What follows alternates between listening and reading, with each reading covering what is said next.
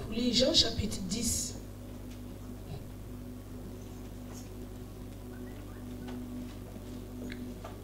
Jean chapitre 10, verset 10.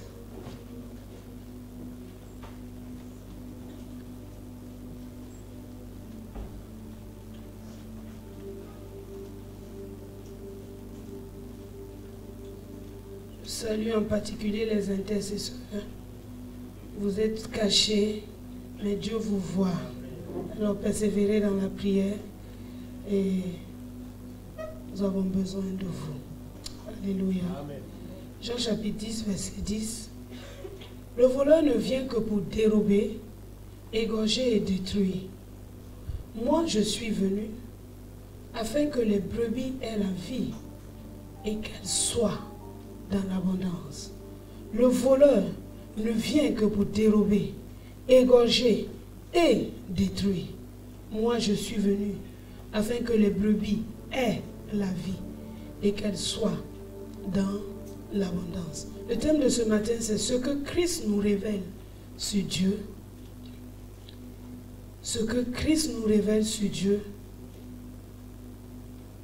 et notre réponse. Ce que Christ nous révèle sur Dieu et notre réponse. Jésus dit, je suis venu afin que les brebis aient la vie et qu'elles soient dans l'abondance. Christ dit, je suis venu afin que les brebis possèdent la vie, qu'elles obtiennent la vie. Souvent, nous pensons que Dieu attend des religieux. Christ n'est pas venu pour établir une religion. Christ est venu pour établir et nous donner la vie de Dieu. C'est très différent. Parfois, on pense faire plaisir à Dieu par un certain nombre de pratiques. Mais au fait, si on s'assoit bien et qu'on réfléchit, à quoi sert la parole de Dieu? À quoi servent les lois de Dieu? À quoi servent tout ce que Dieu dit, nous instruit? C'est quoi le but de toutes les instructions de Dieu? Pourquoi est-ce qu'il me dit de lire la parole? Pourquoi il me dit de prier? Pourquoi il me dit de donner ma dîme? Pourquoi il me dit d'aimer mon prochain? Pourquoi il me dit d'honorer mes parents? Pourquoi il me dit tout ce qu'il me dit, de ne pas voler, de ne pas convoiter? Pourquoi il me dit tout ça? Il est là-haut dans le ciel. Il est assis sur son trône. Il est bien heureux. Pourquoi toutes ces lois? Et Christ est venu nous donner la réponse. Il n'a pas dit je suis venu pour apporter une religion. Il n'a pas dit je suis venu pour apporter un code de conduite. Non, il a dit je suis venu pour vous donner la vie. Amen. C'est la vie le but de Dieu. Mais quand nous réfléchissons et que je regarde à Deutéronome, je dis mais Seigneur, tu l'as déjà dit dans Deutéronome. Deutéronome chapitre 30. Là, Christ n'était pas encore venu. Mais regardez ce que Dieu dit. Deutéronome chapitre 30.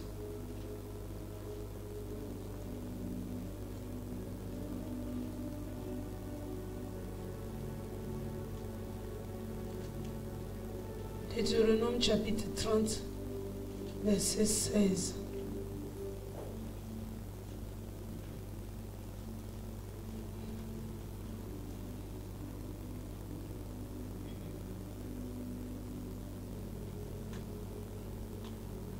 Car je te prescris aujourd'hui d'aimer l'Éternel ton Dieu, de marcher dans ses voies et d'observer ses commandements, ses lois et ses ordonnances, afin que tu vives et que tu multiplies et que l'Éternel ton Dieu te bénisse dans le pays dont tu vas entrer en possession.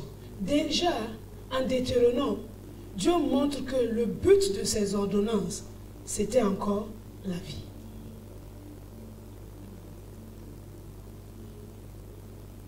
Verset 19 de Deutéronome chapitre 30. Il dit, j'en prends aujourd'hui à témoin contre vous le ciel et la terre. J'ai mis devant toi la vie et la mort, la bénédiction et la malédiction.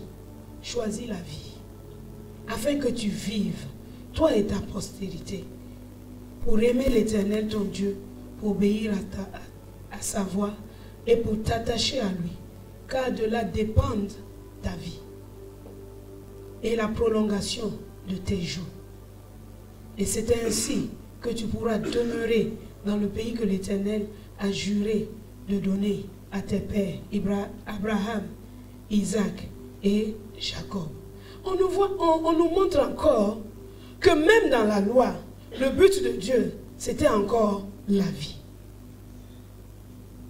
Même quand Moïse donnait ses ordonnances, Dieu, il poursuivait quoi au fond? Il voulait que son peuple vive. Et de la même façon, Dieu est venu te dire ce matin que toutes ces lois, ces commandements, ces instructions, c'est pour ta vie. C'est pour que tu vives. Et nous avons besoin de comprendre ça. Parce que parfois, on est tenté d'impressionner Dieu. Non, avec tout ce que j'ai fait quand même, hein, tu vois que tu me dois une petite chandelle. Quand même, entre nous.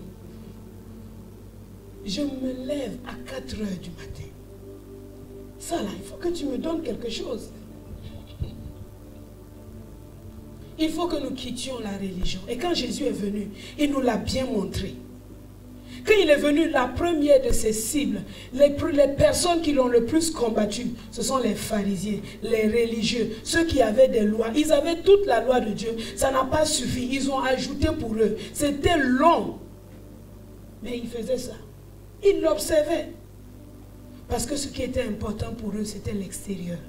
Mais Dieu, il est venu nous montrer par Jésus que le plus important pour lui, c'est notre cœur. Amen. Donc Jésus, qu'est-ce qu'il est venu nous montrer de Dieu? Il est venu nous montrer que Dieu est le même hier, aujourd'hui et éternellement. Ce qu'il a dit à Moïse, il l'a maintenu avec Jésus. Il n'a pas changé. Même si la loi a échoué. Et nous verrons pourquoi la loi a échoué. Mais le but de Dieu est resté le même. Il a créé l'homme pour la vie et non pour la mort. Même quand l'homme a péché, il a dit, je l'ai fait pour la vie. Je lui donnerai encore la vie. Je susciterai quelqu'un qui lui donnera encore la vie. Je ne le laisserai pas mourir. Il a créé le principe du sacrifice afin que l'homme puisse continuer à s'approcher de lui malgré tout. Il a nourri l'homme par la foi parce qu'il a créé l'homme pour la vie. Et je suis venu te dire que Dieu t'a fait pour la vie et non pour la mort. C'est pour ça qu'il t'a créé. C'est pour ça qu'il t'a voulu. C'est pour ça qu'il t'a suscité. C'est pour ça que Jésus est venu. Pas pour la mort. Tous les commandements de Dieu sont pour ma vie. C'est pour la vie. Il ne me donne rien. Parfois, je ne comprends pas. Ou parfois, je n'en ai pas la force. Mais il m'a donné tous ces commandements pour la vie.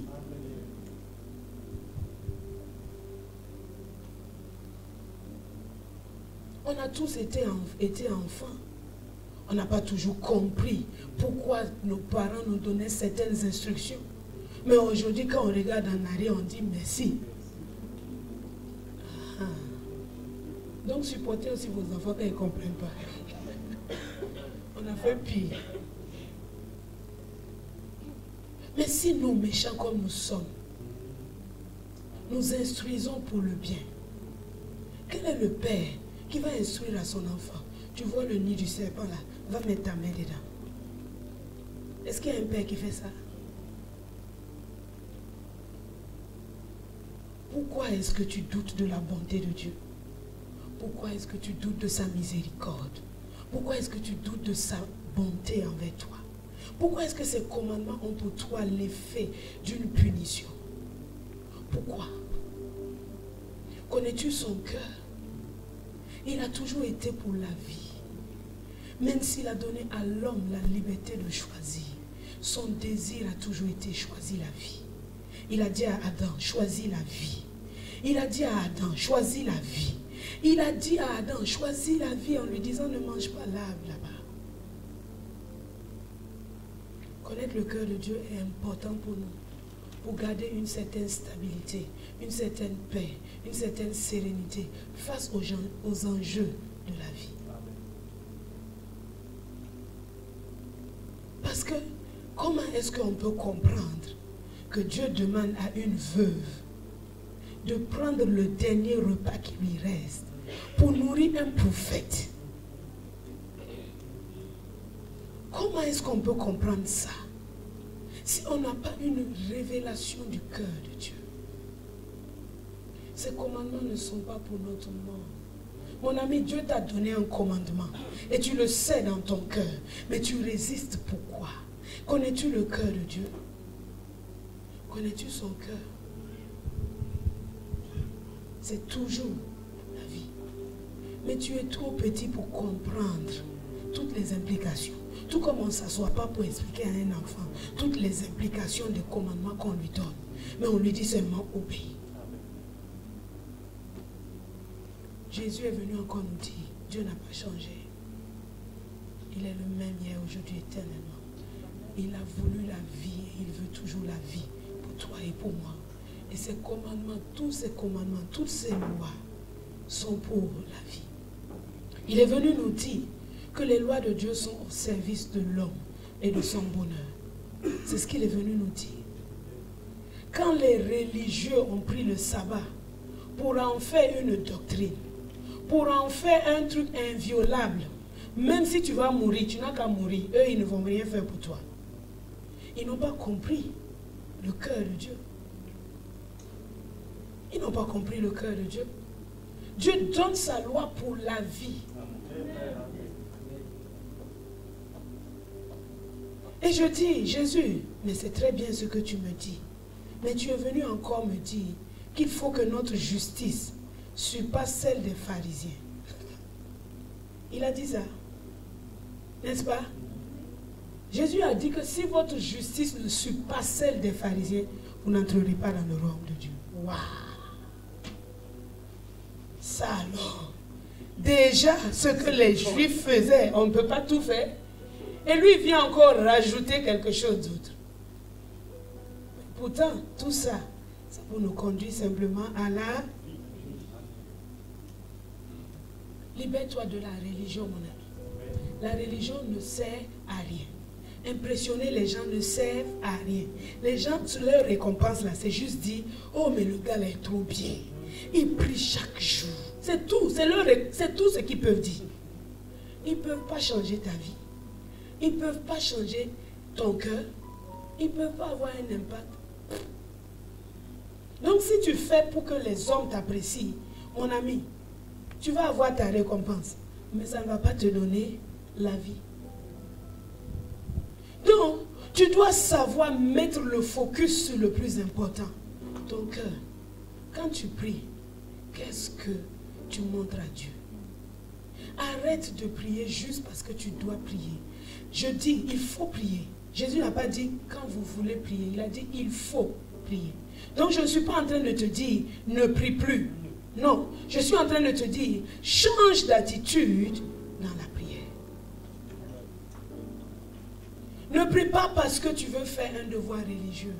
Non, prie parce que tu sais que Dieu veut que tu vives.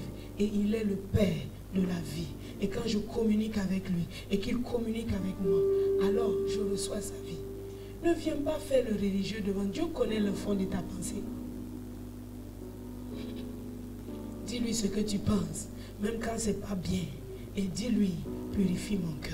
C'est ça que tu dois faire. Dis, voici ce qu'il y a au fond de mon être. Et je sais que cela est mal à tes yeux.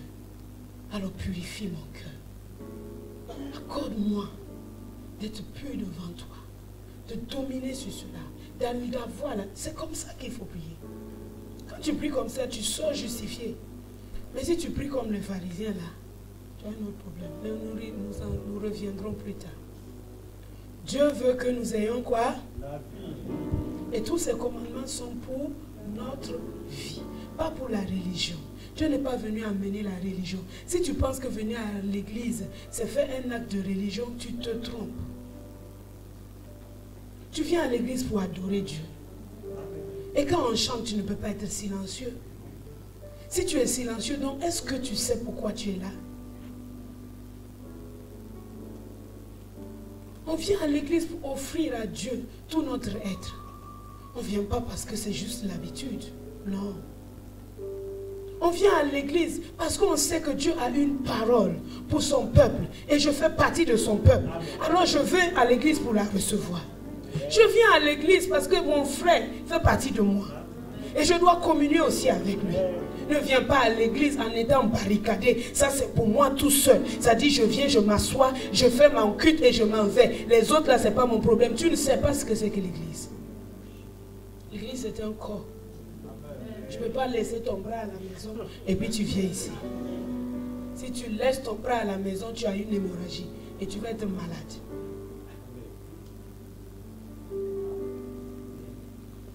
On a tous besoin les uns des autres.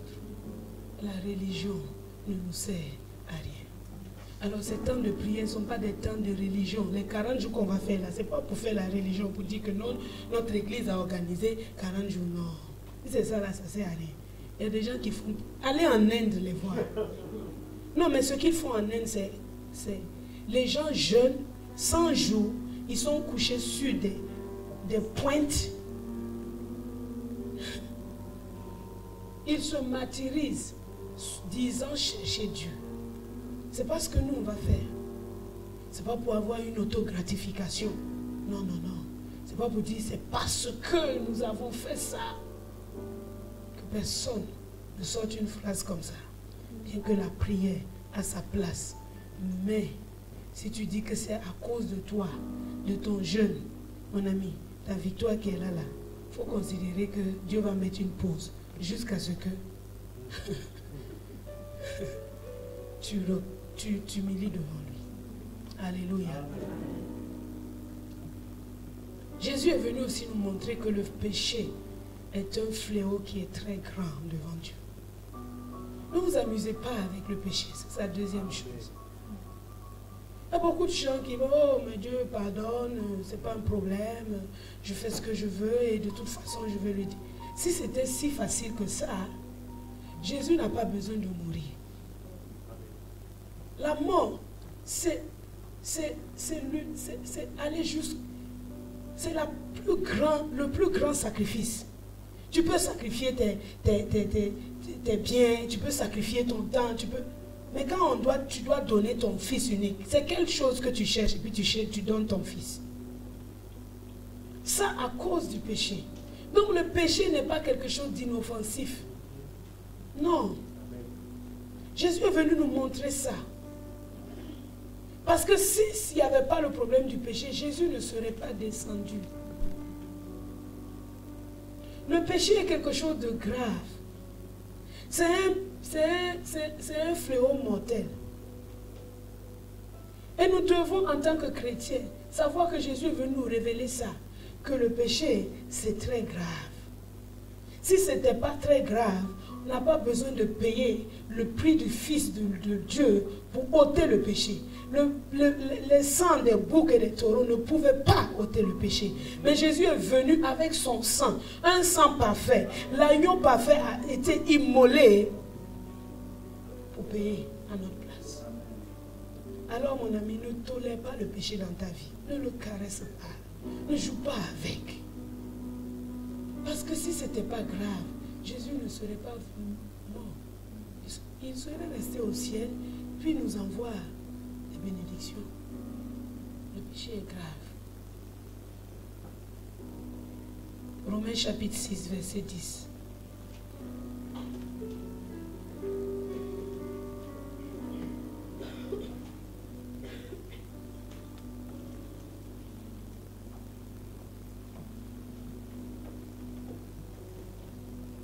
Romains 6, 10.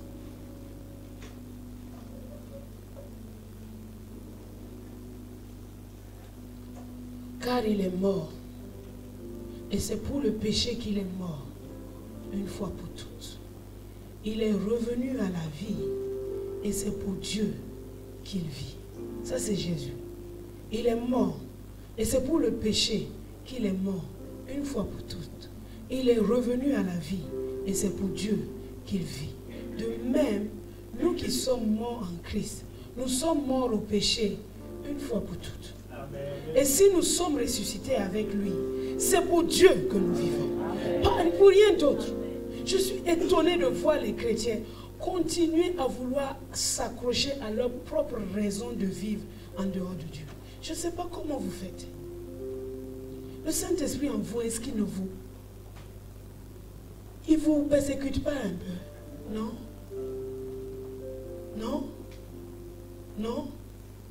Mais pourquoi vous êtes toujours là où vous êtes?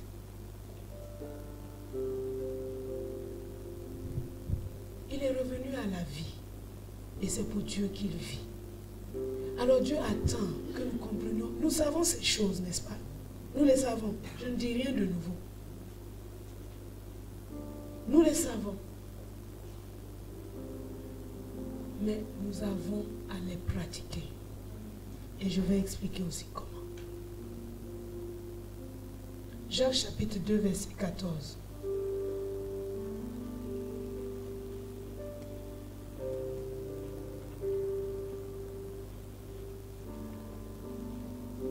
Jésus est venu montrer le péché est un fléau devant Dieu. Mais il est aussi venu montrer que la miséricorde de Dieu a triomphé du jugement. Jacques 2, 13. Jacques 2, 13. Car le jugement est sans miséricorde pour qui n'a pas fait miséricorde. La miséricorde triomphe du jugement. Ce qui m'intéresse ici, c'est la miséricorde triomphe du jugement. C'est-à-dire que Dieu, il pouvait nous juger et nous envoyer direct dans le feu. Mais sa miséricorde a plaidé en notre faveur. Sa miséricorde a plaidé en notre faveur. Mais ce n'est pas à dire que le péché n'est pas grave. Non. Mais il a trouvé en lui-même la ressource pour payer. C'est comme tu dis à ton enfant de ne pas faire quelque chose. Il le fait. Quand il se blesse ou bien il casse quelque chose, qui va encore payer pour remplacer la chose? Hein? C'est toi-même ou bien c'est ton enfant? Il y en a qui font travailler leurs enfants pour remplacer. Mais avec Dieu, c'est ce qu'il a fait. Ça dit, il a pourvu. Mais ça, il veut que toi et moi qui sommes ses enfants, nous puissions comprendre que ça n'a pas été gratuit. Ce n'est pas juste, ok, il a pourvu. Non, il a dû payer encore à nouveau. Il a dû payer encore à nouveau. Donc quand tu comprends qu'il a dû payer encore à nouveau, tu fais attention. Tu ne prends pas ça à la légère. Donc, si vous prenez le péché à la légère, vous allez devenir des chrétiens endurcis. Qui ne tremblent pas à la parole de Dieu. Sa crainte ne sera plus dans nos cœurs. Et ça, c'est très grave. Donc, Jésus est venu nous montrer ça. Deux choses que j'ai dites ce matin. La loi de Dieu est pour notre vie et pour notre bonheur. Deuxièmement, le fléau du péché est grand. Mais sa miséricorde triomphe du jugement. Jésus est aussi venu nous montrer que sans le Saint-Esprit, nous ne pouvons pas y arriver. Parce que pourquoi il fallait que Jésus meure aussi? Il est mort pour le péché, mais il est mort aussi parce que l'Esprit de Dieu avait quitté l'homme. Pour que le Saint-Esprit puisse revenir faire sa demeure dans l'homme, il fallait que le prix, le sacrifice soit payé. Que le sang soit versé et répandu sur l'autel, afin que Dieu puisse à nouveau faire de l'homme son temple, sa demeure. Vous allez lire l'Ancien Testament, vous allez lire les prophètes, vous allez voir toujours que l'Esprit de Dieu est venu sur lui. Mais l'Esprit de Dieu n'est jamais venu, on n'a pas fait mention de il est venu demeurer. Non, ni en Moïse, ni en David. Mais Jésus dit, vous recevrez une puissance. Le Saint-Esprit survenant sur vous et vous serez mes témoins. Je vais vous envoyer le consolateur, il sera éternellement avec vous. Et il sera en vous. Alors le Saint-Esprit, C'est aussi la plus grande raison pour laquelle Jésus devait mourir et nous révéler que Dieu, toute sa loi qu'il nous a donnée au fait, et ce que Jésus a encore dit, que nous devons surpasser les scribes et les pharisiens, pas pour dire que nous devons faire la religion comme un homme, mais il veut dire que aucun pharisien n'aimait son ennemi. Aucun pharisien ne bénissait quand tu le maudis. Mais Jésus est venu nous dire, aimez vos ennemis. Est-ce possible? Par nous-mêmes. Si ce que les pharisiens n'ont pas pu, comment les autres vont pouvoir le faire? Mais il sait que sans l'Esprit de Dieu, nous ne pouvons pas y arriver. Alors il meurt afin que l'Esprit de Dieu puisse revenir prendre place en nous.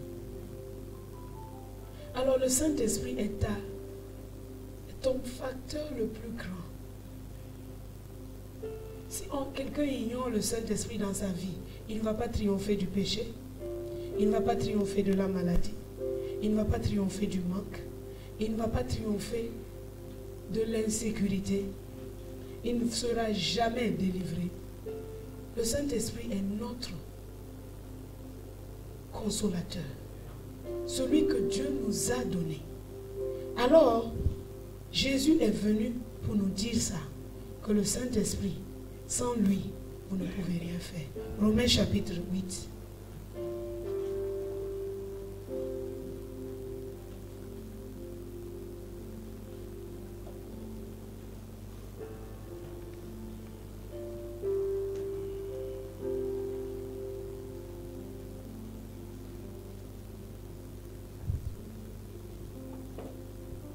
Romains chapitre 8,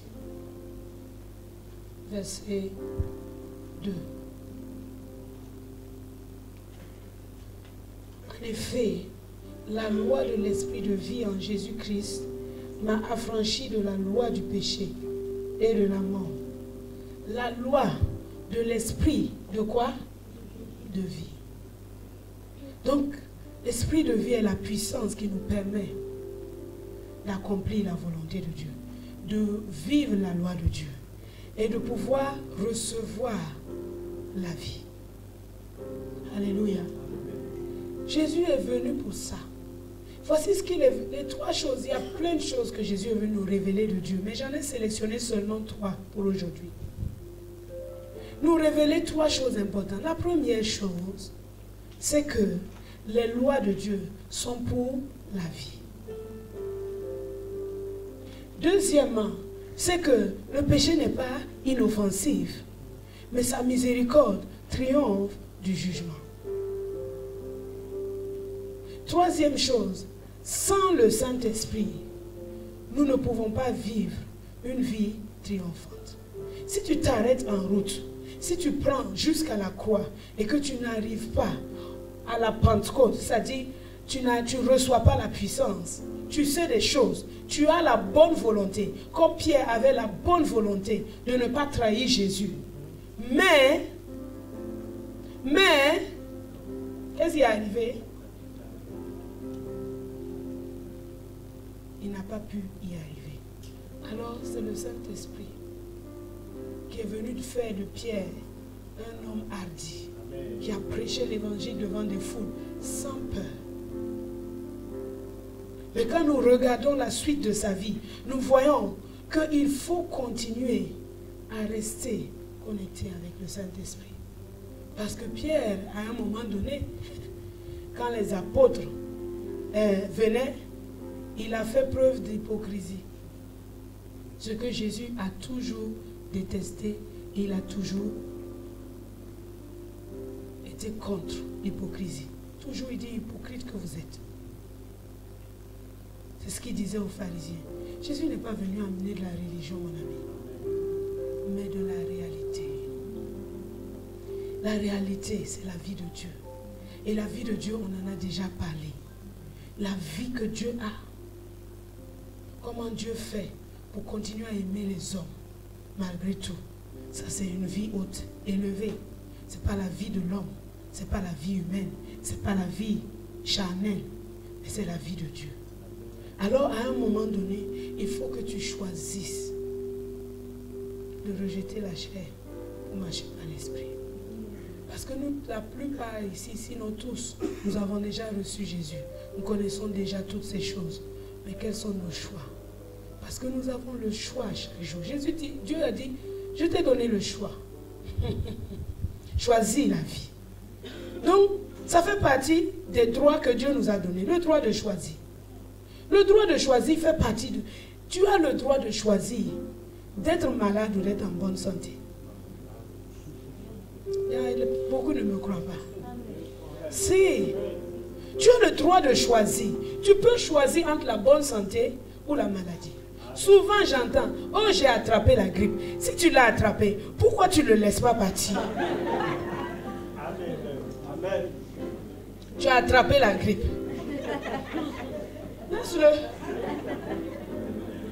J'ai pris froid. Laisse-le. Mais ce sont des expressions courantes, non? On ne s'en rend même plus compte. Et pourtant, ce n'est pas la grippe. Ça te montre que ce n'est pas la grippe qui t'attrape. Mais c'est toi qui es venu l'attraper. Lui, il était à sa place. Tu suis tombé malade. Relève-toi, mon ami.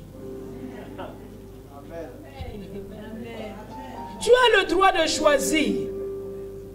Tu as le droit de choisir, mon ami. Tu as le droit de choisir. Tu as le droit de choisir. Chaque jour, tu as le droit de choisir, de refuser et d'accepter. Tu as le droit de choisir. Personne ne t'enlèvera ce droit.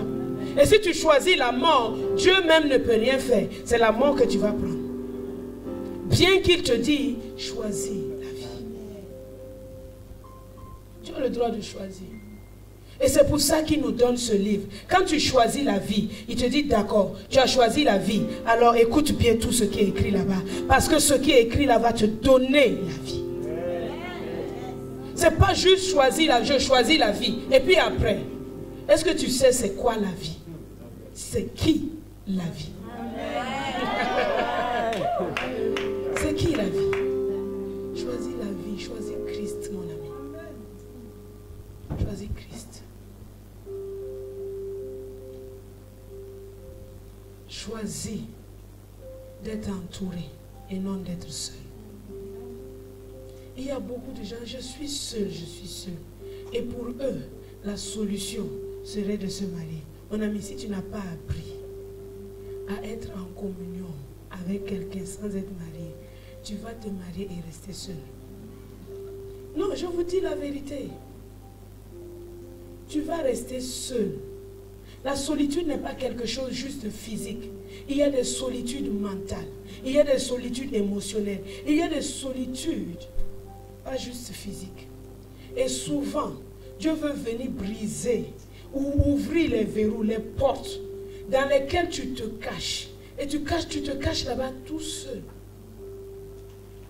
Quand il donne la communion fraternelle, toi tu dis non, mes frères, hein, je n'ai pas le temps, je reste chez moi.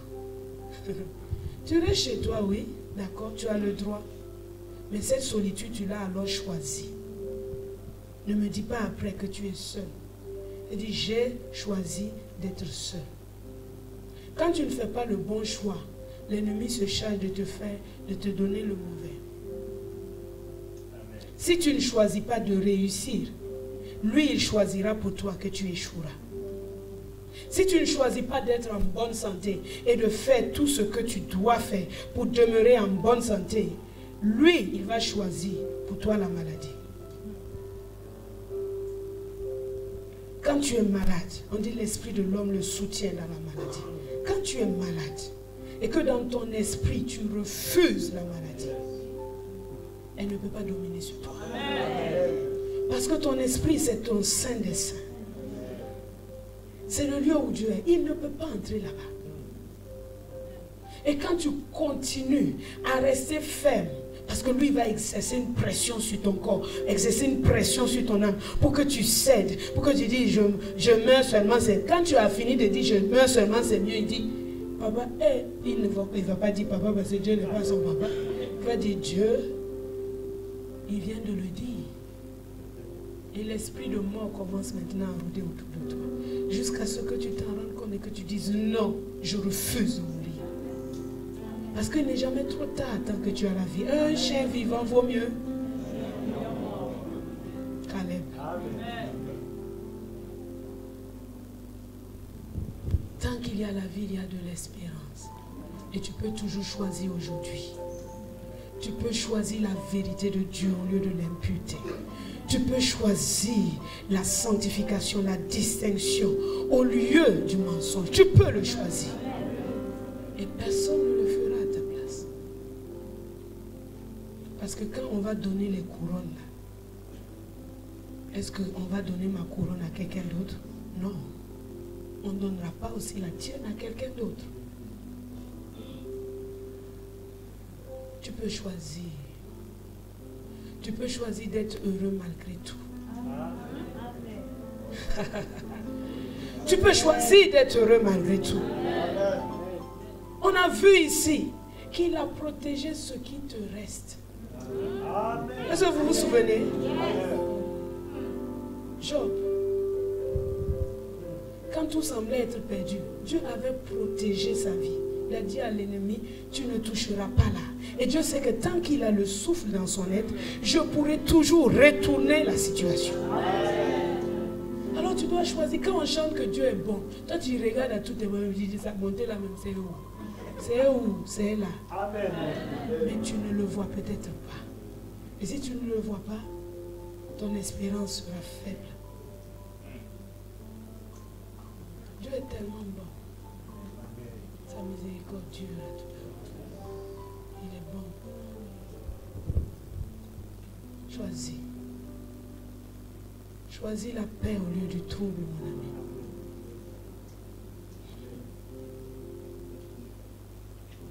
Dis que la grâce et la paix vous soient multipliées par la connaissance de Dieu et du Seigneur Jésus. Quand tu connais Dieu, la tempête peut arriver. Mais si tu continues à lui faire confiance malgré tout, et à aussi parler. On a vu ça, non? Le vent te dit quelque chose. C'est qu'il a des oreilles. S'il peut parler, c'est qu'il a des oreilles. Toi aussi, tu n'as qu'à lui parler. Pourquoi c'est lui seul qui te parle? Vous connaissez l'intimidation, non? Les gens qui font les matchs de rugby, les All Blacks, ça arrive comme ça. Quand ils font leur truc là, toi aussi tu viens, tu dis il va avoir peur. Quand je suis arrivé ce matin et le portail n'était pas encore ouvert, alors j'étais en train de taper pour que le concierge vienne enlever le crochet. Et il a mis un peu de temps avant de sortir. Alors j'étais là, je tapais. Et il y a une bande de petits drogués qui arrivaient. Ils étaient 3. Et la manière dont ils arrivaient, j'ai senti immédiatement qu'ils vont vouloir me faire quelque chose. Et dans mon cœur, j'ai été un peu paniqué de premier abord. J'ai pris mon ordinateur en main parce que c'est ce que je voulais préserver. Et quand ils sont arrivés à mon niveau, ils ont commencé à... Ils n'approchaient pas, mais ils étaient un peu... Ils ont commencé à faire leur chahut là. Et je ne les regardais pas. Et je sentis que plus je ne les regardais pas, plus ils continuaient. Alors je me suis retournée et je les ai regardés dans les yeux. Le gars, il a commencé à trembler. Il a dit, pardon. Il est parti. Et quand j'ai vu dans ses yeux littéralement la peur. Et donc j'ai compris que ce n'était pas juste des petits jeunes qui voulaient m'embêter. J'ai vu l'ennemi dans leurs yeux. J'ai vu aussi que mon assurance leur faisait peur. Alors j'ai dit, ah Seigneur, ça c'est puissant. Hein? Ça c'est puissant. Regarde bien et tu dis, regarde-moi bien, je suis une merveille. Au-delà de ce que tu vois maintenant, peux-tu voir sa gloire? Je sais qui je suis. Regarde-moi bien, je suis une merveille. Au-delà de ce que tu vois maintenant, peux-tu voir sa gloire? Je sais qui je suis. Oh! Quand le péché frappe à ta porte, dis-lui, regarde-moi bien, je suis une merveille. Au-delà de ce que tu vois maintenant, peux-tu voir sa sainteté? Je sais qui je suis. Regarde-moi bien, je suis une merveille. Au-delà de ce que tu vois maintenant, vois-tu sa sainteté? Je sais qui je suis. Quand le manque vient, tu le regardes bien en face, tu considères tous ces aspects et tu te retournes, tu réfléchis et tu te retournes, tu lui dis, regarde-moi bien, je suis une merveille. Au-delà de ce que tu vois maintenant, vois-tu sa provision? Je sais qui je suis, regarde-moi bien, je suis une merveille. Au-delà de ce que tu vois maintenant, vois-tu sa provision? Je sais qui je suis. Quand les situations, les gens, les circonstances viennent te dire, es-tu sûr que Dieu t'aime? Es-tu sûr qu'il pense à toi? Avec tout ce que tu fais là, normalement, regarde-le bien et considère la bonté, la miséricorde, la faveur de Dieu. Considère qui il est pour toi. Considère la croix et le sacrifice qui a été payé à la croix. S'il a pu livrer son fils, qu'est-ce qu'il va te refuser? Et puis tu lui dis, regarde-moi bien, je suis une merveille. Au-delà de ce que tu vois maintenant, peux-tu voir sa gloire? Car je sais qui, oh, regarde-moi bien, je suis une merveille. Je suis une merveille de Dieu. Peux-tu voir sa gloire? Je sais qui je suis. Alléluia.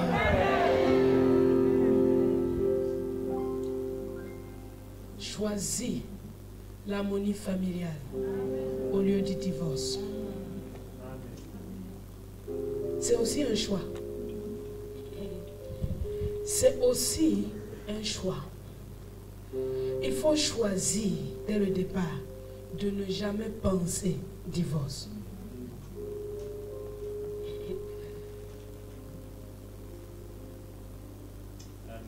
C'est d'abord, c'est un choix. Souvent dans nos discussions, mon mari me dit, ce mot ne fait pas partie de mon vocabulaire. Ça ne fait pas partie de ma pensée. Et parfois quand je suis tellement fâchée avec lui, parce que ça arrivait que j'étais vraiment tellement fâchée, je lui dis alors là, si ça continue comme ça, ça ne va pas aller. Il me dit, ça ne va pas aller, ça veut dire quoi? Je dis, je ne sais pas ce que ça veut dire, mais ça ne va pas aller. Il me dit, il faut que tu dises le mot que tu veux. J'ai dit, non, moi je n'ai pas un mot à dire. J'ai seulement dit que si ça continue comme ça, ça ne va pas aller. Ça, c'est quand je suis vraiment très fâchée. Mais j'ai appris à ne plus dire ça. Mais, quand tout se calme et qu'on va causer, il va me demander, ça ne va pas aller là. Ça veut dire quoi? Ça veut dire quoi? Il faut que je comprenne le fond de ta pensée. Ça ne va pas aller là, ça veut dire quoi? Je dis non, je ne sais pas ce que... Non, je ne sais pas, mais en tout cas... Il dit non. Tu vas me dire ce que ça veut dire. Faire les menaces comme ça, c'est pas bon. Donc c'est là maintenant qu'en parlant, il me dit, mais non, moi, ça le pire peut arriver, mais je ne peux même pas penser divorce. Ça ne fait pas partie de mon vocabulaire. Et quand tu rentres dans le mariage, ça doit être comme ça. Amen. La crise peut arriver, parce que Jésus n'a pas dit que la tempête ne va pas venir. Il n'a pas dit que celui qui bâtit sur lui sera tranquille, il n'y a aucun vent, il y a par vent et tout ça. Non, il n'y a pas par vent, il n'y a pas par foudre, il n'y a rien. Seulement la maison est solide. C'est ça. Choisis la paix dans ta maison. Il y a des gens qui appellent les querelles du piment. Moi, je ne comprends pas. Où est le piment dans cette affaire? Ton cœur est surchauffé là. Où est le piment dans ça? Ça ne peut pas envoyer quelque chose de bon. Quand tu vois le mal de loin, on dit que l'homme prudent voit le mal de loin et il se cache. Toi, tu vois ça, tu vois la colère arriver, puis tu rentres dedans. Après, ça augmente. Vous savez, il n'y a aucune... Les mauvaises paroles ne nous laissent pas indifférents. Les gens disent, oh, je parle seulement et puis après on va se pardonner. On va se pardonner, mais la personne a déjà entendu. Donc même s'il fait l'effort d'oublier, pas de cicatrices vaut mieux que des cicatrices. Même si c'est guéri. Non? On voit quand même que quelque chose s'est passé ici. C'est des choix. Et l'ennemi ne peut rien contre ça. Parce que Dieu nous a donné le droit de choisir.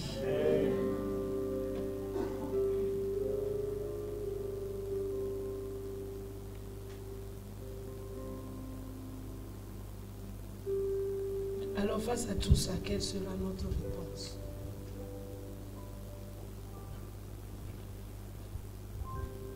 Jacques chapitre 4.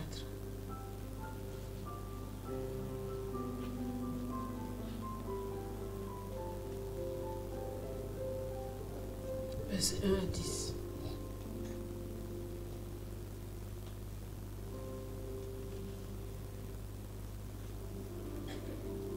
D'où viennent les luttes? D'où viennent les querelles parmi vous? N'est-ce pas de vos passions qui combattent dans vos membres? Vous convoitez et vous ne possédez pas. Vous êtes meurtriers et envieux et vous ne pouvez pas obtenir. Vous avez des querelles et des luttes et vous ne possédez pas parce que vous ne demandez pas. Vous demandez et vous ne recevez pas parce que vous demandez mal dans le but de satisfaire vos passions. Une chose importante dans la vie, une base importante dans la vie, comme nous l'avons lu, si nous sommes morts en Christ et si nous vivons aussi pour lui.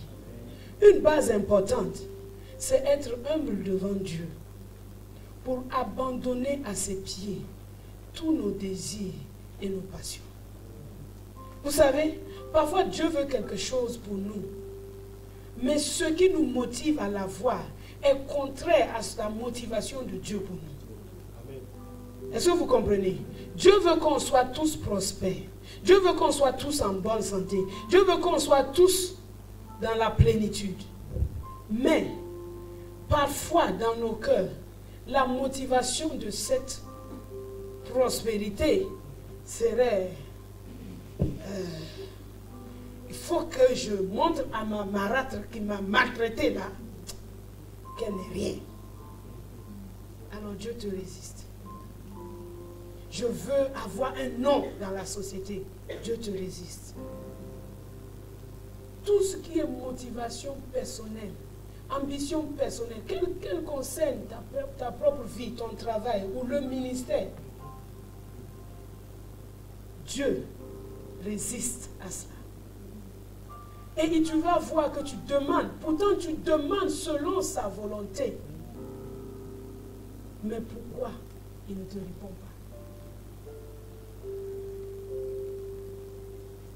Parce que il veut que tu fasses face aux passions qui sont dans ton être. Les passions. Pourquoi tu veux ça? Quelles sont tes motivations? Quand tu te lèves le matin, c'est le même sujet qui est dans ta tête. Ta motivation là, c'est quoi? Si tu te réveilles le matin et la première pensée qui te monte à l'esprit, c'est ma promotion. La première pensée qui te monte à l'esprit, comment je vais gagner de l'argent? La première pensée qui te monte à l'esprit, le mariage. La première pensée qui te monte à l'esprit, quoi que ce soit, c'est devenu une idole dans ton cœur. Et Dieu ne va jamais, jamais accepter ça. Même le ministère. Nous servons Dieu. Mais si ma pensée, c'est seulement que tout aille bien, c'est que ça avance, c'est que l'église croisse, je me lève le matin, c'est seulement la seule pensée qui est dans ma tête. En fait, Dieu est devenu un facteur ou un moyen. Ça ne va pas marcher. Parce que Dieu veut rester le sujet de ton adoration. Il veut que le matin, quand tu te lèves, ta passion soit simplement pour lui. Quel qu'il soit, même si c'est une promesse de Dieu, Dieu va la faire tarder pour que ta passion meure. il va la faire tarder. Parce que quel est le père? Il dit que si nous sommes ses enfants, il faut bien qu'il nous corrige. C'est normal, non? Les passions qui sont dans notre être, nous devons les abandonner. Et ça nous demande de l'humilité. Parce que, bien aimé, Dieu sait déjà qu'est-ce qui te motive vraiment, n'est-ce pas? Mais tu ne lui dis pas. Est-ce que tu lui dis? Non, tu lui dis ce que tu veux. Tu lui dis, Seigneur, ta parole a dit que. Mais tu ne dis pas, je veux ça parce que, au fond de mon cœur, voici ce que je ressens. Tu ne lui dis pas ça. Mais je veux te conseiller de lui dire ça. Parce qu'il le sait déjà. Il le sait déjà, premièrement, donc tu ne te caches pas. Et deuxièmement, en le lui disant, tu vas lui permettre d'opérer ça, de circoncire ton cœur de cette chair. Tu vas lui permettre d'enlever cette motivation. Tu vas lui permettre d'enlever l'orgueil qui est dans ton cœur. Tu vas lui permettre d'enlever la vantardise. Tu vas lui permettre d'enlever la rancœur, la haine, les jaloux, les vengeances. Il y a des gens qui veulent réussir juste par vengeance. Ils viennent à Jésus pour se venger. Non. Il faut que toute ma famille la voie. Il faut qu'ils voient, oui, mais pas par vengeance. Est-ce que vous comprenez? C'est différent. Je ne dis pas qu'il ne faut pas qu'ils voient. Mais c'est différent. Ton état de cœur doit être différent. Regardez Joseph. Dieu l'a travaillé jusqu'au bout. Et quand il voit ses frères, il fait emprisonner un. Pour voir qu'est-ce qu'il y a. Ce n'est pas parce qu'il était méchant, non. Il voulait voir quelle était leur disposition de leur cœur. Est-ce qu'ils ont changé ou pas? Mais quand leur père est mort, ils pensaient que Joseph allait se venger sur eux. Mais il ne l'a pas fait. Donc quand tu es l'instrument de Dieu pour le salut de ta famille, Dieu veut que ton cœur soit rempli d'amour pour eux tous. Il ne veut pas que tu veux réussir parce que tu veux leur montrer que tout le mal que vous m'avez fait endurer, voilà, non. Non. Alors cette passion-là, Dieu doit l'enlever. Afin de te donner ce qu'il a déjà prévu de te donner. Parce que ce qui monte dans ton cœur, ce désir, vient de lui. Amen. Mais, les passions. Et Dieu dit, adultère que vous êtes. Tu t'es uni à lui, tu as dit, je veux vivre pour toi seul. Et puis après, tu as une autre motivation à côté. Dieu dit que ça, c'est l'adultère. On continue notre lecture. Verset 4. Adultère que vous êtes, ne savez-vous pas que l'amour du monde est inimitié contre Dieu? Celui donc qui veut être ami du monde se rend ennemi. Ennemi de Dieu. Croyez-vous que l'Écriture parle en vain? C'est avec jalousie que Dieu chérit l'Esprit qu'il a fait habiter où? En nous.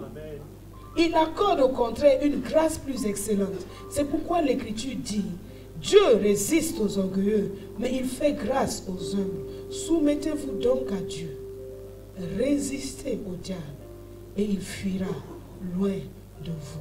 On ne peut pas résister au diable sans être soumis à Dieu. On ne peut pas résister à la maladie sans être soumis à Dieu. On ne peut pas résister à tout ce que tu appelles montagne ou bien attaque de sans être soumis à Dieu. Amen. Les fils de Séva ont essayé de chasser les démons au nom de Jésus. Là, ils l'auraient bien chicoté. Pourquoi? Parce qu'ils n'étaient pas soumis à ce nom qu'ils proclamaient. Le nom de Jésus est toujours puissant. Amen. Mais dans la bouche de qui? Dans la bouche de celui qui se soumet à lui. Amen. Donc nous avons besoin d'être notre réponse, d'être une réponse d'humilité devant Dieu. Connaître que nous sommes peu de choses. Nous avons déjà parlé de ce pharisien qui était venu dans Luc chapitre 18, qui était tellement fier de ce qu'il avait fait. Mais je veux terminer juste en disant qu'en tant que peuple, en tant que nation, en tant qu'Église, nous avons besoin d'humilité devant Dieu pour lui permettre de nous faire progresser. Deutéronome chapitre 7, verset 7. Très facile. Deutéronome 7:7.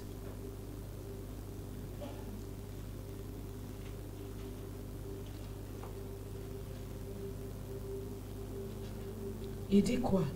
Ce n'est pas que vous surpassez en nombre tous les peuples, que l'Éternel s'est attaché à vous et qu'il vous a choisi, car vous êtes le moindre de tous les peuples. Est-ce qu'on a bien lu? Tout le monde a suivi? Ce n'est pas parce que vous surpassez en nombre tous les peuples que l'Éternel s'est attaché à vous et qu'il vous a choisi, car vous êtes le moindre de tous les peuples. Dieu dit ça au peuple d'Israël pour qu'ils comprennent que son choix et son désir et ses plans pour eux, ce n'est pas parce qu'ils sont bons. Et Dieu te dit encore aujourd'hui, Église, ce n'est pas parce que tu es grand, ce n'est pas parce que tu es bon, ce n'est pas parce que tu surpasses en homme, pas parce que tu surpasses en talent ou en quoi que ce soit. Non. Et nous avons besoin d'accepter cette parole et de la croire. Et d'être toujours dans une attitude d'humilité devant Dieu. Dans la dépendance avec Dieu.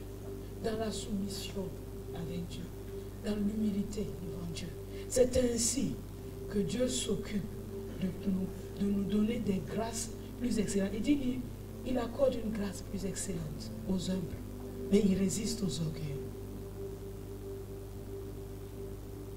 Ne soyons pas trop fiers de nous. Soyons humbles devant lui. Car s'il nous a choisis pour quelque chose, ce n'est pas parce qu'on est bon. Non. Non. Ce n'est pas parce qu'on est bon. Parce qu'on est le moindre. Et donc nous devons rester dans cette position. Job, il a dit dans Job 40, verset 7, « Voici, je suis trop peu de choses. Que puis-je répliquer? » Alors qu'avant, il bavardait. Si vous lisez Job, il dit Dieu n'a qu'à descendre et qu'on parle face à face. Qu'est-ce que je lui ai fait? Mais quand Dieu lui a répondu dans la tempête, il dit non, je suis peu de choses. Qu'est-ce que je vais te répliquer? Je mets la main sur la bouche. Parfois, nous traversons certaines crises. Je vais terminer par là. Nous traversons certaines crises. Et je dis toujours aux gens, quand tu traverses une crise, il ne faut pas rester silencieux. Tu peux rester silencieux un peu de temps pour réfléchir. Mais après avoir réfléchi, il faut que tu parles à Dieu. Il faut que tu lui dises ce qui se trouve dans ton cœur. Anne a prié, elle murmurait, elle disait quoi, on ne sait pas. Mais elle a déversé son cœur devant Dieu. Il faut que tu parles à Dieu. Il faut que tu lui dises tout ce qui se passe dans ton cœur. Mais il y a des limites que tu ne dois pas dépasser. Amen. Je sais que Dieu est bon. Ça, je sais que Dieu est fidèle. Ce n'est pas quelqu'un qui m'a dit, je l'ai expérimenté. Je l'ai lu, c'est vrai, mais j'ai vu la réalité dans ma vie. Donc, je peux dire à Dieu tout ce que je peux, mais j'ai confiance en lui. Je peux dire tout. Et c'est ce que Job a fait. Il a parlé, mais il n'a pas dépassé la limite. C'est pour ça que quand Dieu est descendu, il a dit, tes 3 amis n'ont pas parlé avec droiture de moi. Mais mon serviteur, lui, il est resté intègre. C'est lui qui priera pour vous. Donc, pour sortir des crises, ce n'est pas en t'enfermant, mon ami. Tu vas déprimer. Il faut que tu parles à Dieu. Quand on souffre, c'est le meilleur moment où il faut parler à Dieu. Ce n'est pas le moment de s'enfermer. Non. On peut se taire quelques minutes. Quand un choc t'arrive là, même physiquement, quand un choc t'arrive là, tu t'évanouis d'abord. Et puis après, quand tu te relèves là, tu reprends un peu tes esprits. Donc je comprends, quand un choc t'arrive, ça te sonne un peu. Mais après, tu dois parler à Dieu. Amen. Tu dois parler à Dieu. Hein? Tu dois parler à Dieu de ce qui se passe dans ton cœur. Tu dois parler à Dieu de ce que tu penses. Tu dois parler à Dieu. Mais tu ne dois jamais contredire sa parole. Et Dieu va savoir te sortir de cette dépression. Il va savoir te donner les paroles qui réconfortent. Il va te donner les paroles qui vont te donner la vie et qui vont faire que tu vas comprendre qu'au fait, je suis peu de choses. Tu peux te plaindre de ta situation, mais quand Dieu vient te parler de son plan, de comment il a créé toutes choses, comment il agence toutes choses, tu dis, oh, je suis petit. Et nous devons toujours rester dans cette attitude. Nous sommes petits. Petits. Petits. Petits. Trop petits pour voler de nos propres ailes. Trop petits pour ne plus dépendre de Dieu. Trop petits pour savoir ce que nous devons faire. Le livre que le pasteur a écrit, il dit, méfie-toi de quoi? De l'expert que tu as tendance à devenir. Méfie-toi quand tu commences à penser que tu sais. Parce que là, la chute a commencé. Alors l'humilité, mes amis, l'humilité devant Dieu. L'humilité devant Dieu. Nous fléchir le genou devant Dieu. Paul dit à cause de cela. Quand on dit à cause de cela, c'est à cause de quoi? Du mystère qui a été révélé. Que Dieu veut que les dominations sachent par l'Église la sagesse infiniment variée de Dieu.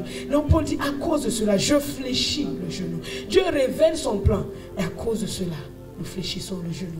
Dieu donne une vision. Et à cause de cela, nous fléchissons le genou. Dieu donne une mission. Et à cause de cela, nous fléchissons le genou. En humilité devant lui, humblement devant lui, parce que c'est lui qui est capable de tout faire. C'est lui. Nous sommes peu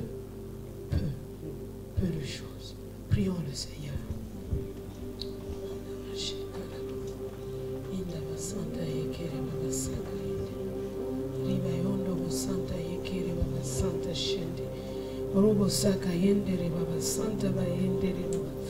Oh Seigneur Jésus. Ikabakobo Santa Yendere Baba. Inda Bakobo Saka Yendere Baba. Ondo Bushendara Baba Kobo Santa Yende.